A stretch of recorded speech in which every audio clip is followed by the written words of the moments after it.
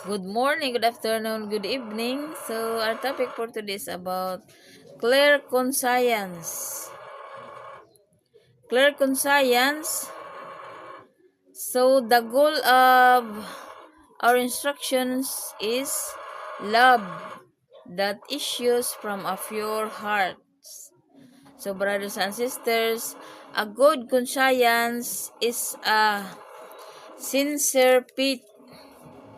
So, unsa man ni mao ni ang katuyuan sa atong pahimangno, mao ang gugma nga nagagikan sa usa ka putli nga kasing-kasing mga kahigalaan sa maayong tanlag og usa ka sincero nga pagtuo. So kinahanglan kita nga sincero ang atong pagtuo ngadto sa Dios.